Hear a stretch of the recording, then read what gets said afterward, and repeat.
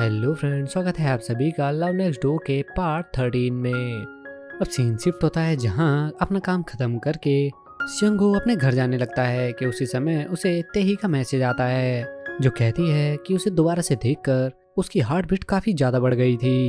वो ये चीज देखकर घर जा ही रहा था कि उसी समय उसकी नजर ग्युनसिक पर पड़ जाती है जो कि स्मोकिंग कर रहा था। अब उसे देखते ही ग्युनसिक भी थोड़ा चौंक जाता है और नेक्स्ट सीन में ही वो दोनों ही ड्रिंक करने के लिए अंदर पहुंच जाते हैं। सियंगो के पूछने पर कि क्या वो किसी चीज से परेशान है, ग्युनसिक कहने लगता है कि रियू की मॉम घर पर नहीं है और इस वजह से वो थोड़ा अकेला फील कर रहा है। ग्युनसिक के कहने पर कि क्या वो इस बारे में मिनसुक को बताएगा। सियंगो कहता है कि उसने उन्हें स्मोकिंग करते हुए देखा ही नहीं।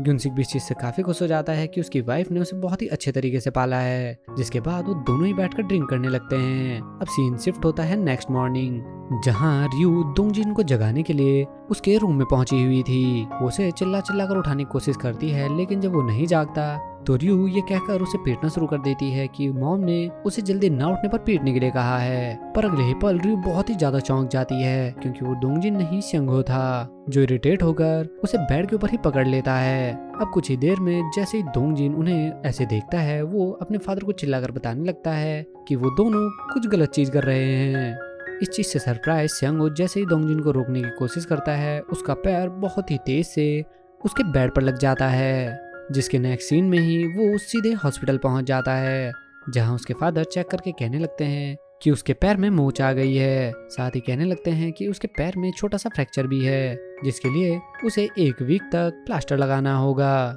सियंगो कहने लगता है कि कहीं इस चीज से उसके पैर में ज्यादा प्रॉब्लम तो नहीं होगी क्योंकि वो अपना पैर हिला भी नहीं पा रहा है। और उसे इस तरह से देखकर रियू उसे फिर से चिढ़ाना शुरू कर देती है और उसके फादर को कहने लगती है कि इतनी तेज से उसे चोट लगी भी नहीं है, लेकिन वो फिर से बच्चों की तरह रो रहा है। अब उन दोनों को फिर से आपस में लड़ते हुए देखकर सियंगो के फादर भी वहाँ पर कर्टन लगाकर बाहर चले जाते हैं। अब ग्युनसिक के रियू को कहने पर कि उसकी वजह से उसे चोट लग गई, रियू भी कहने लगती है कि इसमें उसकी कोई गलती नहीं है। वहीं सियंगो के फादर के पूछने पर कि आखिर ये सब कुछ कैसे हुआ, हम फिर से लास्ट नाइट पहुंच जाते हैं जहां पर वो दोनों ड्रिंक करके जैसे ही बाहर आते हैं ग्युनसिक सियंगो को उसके घर चलने के लिए कहता है। सियंगो के कहने पर कि रियू की मॉम उन पर बहुत ही ज्यादा चिल्लाएगी। ग्युनसिक कहने लगता है कि उसकी मॉम तो घर पर है ही नहीं और आज वो बिल्कुल फ्री है। साथ ही कहने लगता है कि उसके लिए आज वो एक स्पेशल वाइन निकालेगा जो कि बहुत ही ज्यादा रेयर है और आज रात वो दोंगजिन के रूम में रह सकता है। सियंगो भी रियू के घर जाने के लिए बहुत ही ज्यादा खुश हो जाता है।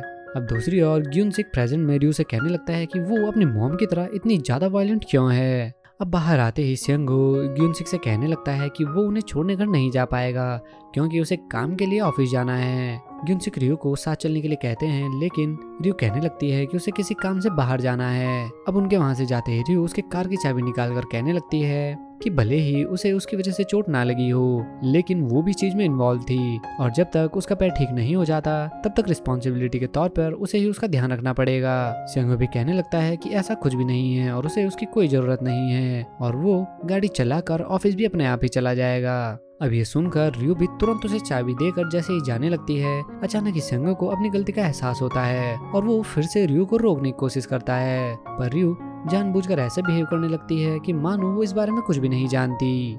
सीन शिफ्ट होता है दिखाया जाता है दानो को जो कि उसी स्टोर से बाहर आ रहा था जहां उसकी नजर मोम पर पड़ जाती है। दानो के पूछने पर मोम कहने लगती है कि वो कुछ सामान लेकर अपनी ड्यूटी पर जा रही है और अगले ही पल दानो उसकी फेवरेट ड्रिंक और कैंडी दोनों उसे ऑफर करने लगता है। मोम भी काफी सरप्राइज हो जाती है और उसे पूछने लगती है कि ये तो वो अपने लिए लेकर आया होगा, पर दानो बताता है कि उसके पास अपने लिए पहले से ही है। साथ ही लास्ट डे उसकी हेल्प करने के लिए वो उसे थैंक्स कहता है। मोम के पूछने पर कि क्या जिसे उसने वो क्लोवर दिया उसे पसंद आया, दानो कहने लगता है कि उसे पसंद नहीं आया और यहाँ तक कि उसने ये भी बताया कि एक लेडी ने क्लोवर ढूंढने में उसकी हेल्प भी करी।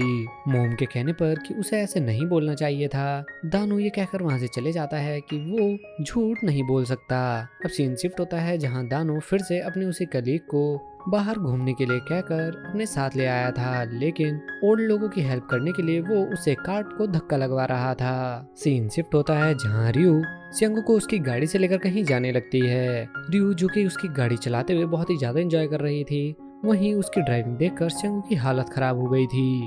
अब जैसे ही कुछ देर बाद वो एक जगह पहुंचते हैं शंगो कहने लगता है कि आज उसका दिन ही खराब है। उसी समय उसके पैर को देख करते ही जैसे उससे पूछती है, शंगो कहने लगता है कि इस बारे में उसे रियू से पूछना चाहिए। रियू भी कहती है कि उसके पैर में चोट लग गई है और 2 वीक्स तक उसके पैर में प्लास्टर रहेगा। इस वजह से ना चाहते हुए उसे उसके साथ यहाँ आना पड़ा। अब जैसे ही तय शंगो को अपने साथ अंदर ले जाने लगती है, ये देख कर रियू थोड़ा अनकंफर्टेबल हो जाती है। पर अंदर जाते ही वहाँ बहुत सारे पॉट्स को देखकर रियू बहुत ही ज्यादा एक्साइटेड हो जाती है। और रियू को इतना एक्साइटेड देखकर तैही भी कहने लगती है कि वो एक छोटी पपी जैसी है और बहुत ही ज्यादा क्यूट भी है। वहीं शंगो भी कहने लगता है कि उसे इस तरह से देखकर किसी को जज नहीं करना चाहिए। अब रियू जो कि पॉट्स को देखकर इतना ज्यादा खुश हो रही थी, जैसे ही तैही उससे कहती है कि क्या वो ये नहीं जानना चाहेगी कि इनके अंदर क्या है, रियू और भी ज्यादा एक्साइटेड हो जाती है। शंगो के पूछने पर कि ये खाने का सामान यहाँ पर क्यों है, तय ही उसे बताने लगती है कि क्या वो भूल गया है कि उसके फादर एक फूड एक्सपर्ट हैं। साथ ही बताने लगती है कि वो पॉट्स के अलावा सॉस और पास्ता भी यहाँ पर बनाती है। तय ही कहने लगती है कि वो नेबर लेडीज के साथ मिलकर ये काम करती है और फिर अचानक ही कहने लगती है कि आज भी ये काम होने वाला है और अब जब वो सब यहाँ पर आ ही गए हैं तो वो भी उनकी हेल्प कर सकते हैं। शंगो भी कहने लगता है कि उसे मालूम था ये उसका प्लान होगा और कहने लगता है कि वो उसकी हेल्प नहीं कर सकता। तय के कहने पर कि अगर वो नहीं तो बाकी हेल्प कर सकते हैं। जैसे ही शंगो कहता है कि उसकी पूरी टीम उसकी हेल्प नहीं कर सकती, उतनी ही देर में रियू बहुत ही ज्यादा एक्साइटेड होकर कहने लगती है कि वो उसकी हेल्प करना चाहती है और देखना चाहती है कि आखिर ये सब कैसे होता है। और उसका एक्सप्रेशन देखकर शंगो भी हैरान हो जाता है। अब नेक्स्ट सीन में ही रियू तैही के साथ मिलकर काम करना शुरू कर देती है। वहीं वहाँ पर मौजूद ओल्ड लेडीज भी ना चाहते हुए शंगो को काम पर लगा देती हैं।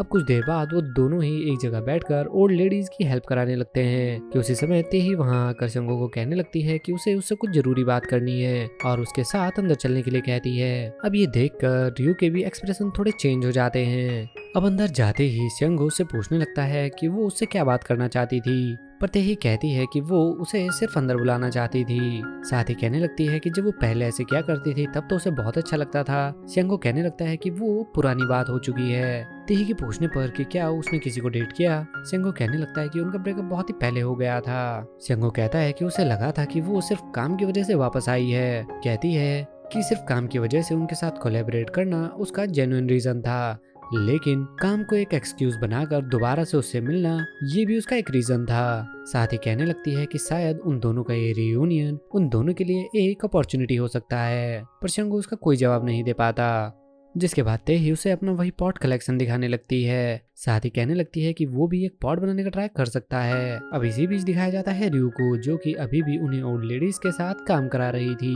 और काफी एंजॉय कर रही थी। जिसके बाद वो उन ओल्ड लेडीज से बाथरूम का रास्ता पूछकर जैसे ही बिल्डिंग में पहुंचती है, वो शंगो को काम करते देखकर बहुत ही ज्यादा चौंक जाती है और उससे अपनी नजरें नहीं हटा पाती। पर अगले ही पल जैसे ही तैही उसकी हेल्प करने वहां पहुंचती है, रियू काफी अनकंफर्टेबल फील करने लगती है और वहां से जाने के चक्कर में वो एक चेयर से टकरा जाती है और उन्हें डिस्टर्ब करने के लिए भी माफी मांगने लगती है। अब कुछ देर बाद जैसे ही शंगो बाहर आता है, रियू उससे इसी मैटर पर बात करने लगती है और कहने लगती है कि वो दोनों साथ में बहुत ही ज्यादा अच्छे लग रहे थे और वो उन दोनों को इस तरह से डिस्टर्ब नहीं करना चाहती थी।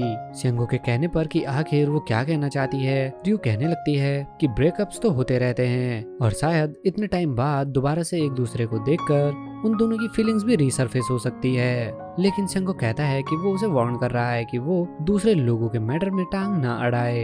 ये सुनकर जैसे रियू कहती है कि फ्रेंड्स ऐसे मैटर पे बात कर सकते हैं, शंगो उसे कहकर चले जाता है कि वो इस मैटर पे बात नहीं कर सकते और उसकी बातों से रियू भी काफी ज्यादा शॉक हो जाती है। अब शंगो जो कि इस चीज की वजह से काफी अपसेट होकर बाहर पहुंचता है, उसी समय उसकी बाकी टीम भी वहां पहुंच जाती है, जो कि शंगो को इस कंडीशन में देखकर काफी हैरान लग रहे थे।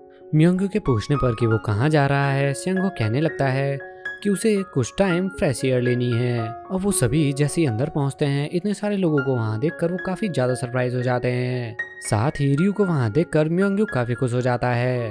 अब जैसे ही म्योंगू उससे पूछता है कि यहाँ पर ये सब कुछ क्या हो रहा है, तैही उसे बताने लगती है कि वो यहाँ पर कुछ इंपॉर्टेंट काम कर रहे हैं। साथ ही वहाँ बैठी लेडीज को कहने लगती है कि यहाँ पर और वर्कर्स आ गए हैं। म्योंगू के पूछने पर कि आखिर उसका क्या मतलब है, रियू उसे सब कुछ बताना शुरू कर देती है और ये सुनकर नायुन भी काफी सरप्राइज हो जाती है और कहने लगती है कि कहीं तैही पागल तो नहीं हो गई है। म्योंगू भी समझ जाता है कि आखिर शंगो इतने खराब मूड में बाहर क्यों निकला था, लेकिन इस सबसे पहले उसकी फर्स्ट प्रायोरिटी थी बाथरूम यूज करना। सीन शिफ्ट होता है और दिखाया जाता है सेंग्यो को, जो कि बाहर आकर बैठ गया था और वो फिर से वही सीन याद करने लगता है कि जब मोम के पूछने पर रियो ने कहा था कि वो अभी तक अपने एक्स से मूव ऑन नहीं कर पाई है। ये चीजें सेंगो ने वहाँ पर खड़े होकर सुन ली थी। साथ ही उसने रियो की वो वेडिंग फोटो भी देख ली थी और वो अभी भी इसी बारे में सोच रहा था। इसे भी दिखाया जाता है मोम को, जो कि अपनी थकी हुई टीम के साथ वापस से बेस पर पहुंच गए थे। वो अभी अपना लंच मंगाने के लिए सोच ही रहे थे कि उसी समय फिर से उन्हें एक इमरजेंसी कॉल आ जाता है। अब नेक्स्ट सीन में ही वो पूरी टीम एक घर में पहुंच जाती है, जहां जाते ही उसकी नजर एक बच्ची पर पड़ती है जो कि फर्श पर गिरी थी। और जैसे ही वो देखती है कि ये वही बच्ची है, वो काफी शॉक हो जाती है। मोम को चेक करने पर पता चलता है कि उसे काफी तेज बुखार है। वहीं वो बच्ची भी उसे कहने लगती है कि उसका नाम योंदू है। और कुछ देर बाद वो बच्ची बेहोश हो जाती है। और इसी सीन के साथ ये पार्ट भी यहीं पर खत्म हो जाता है। तो मिलते हैं लव नेक्स्ट डोर के नेक्स्ट पार्ट के साथ, तब तक के लिए बाय बाय।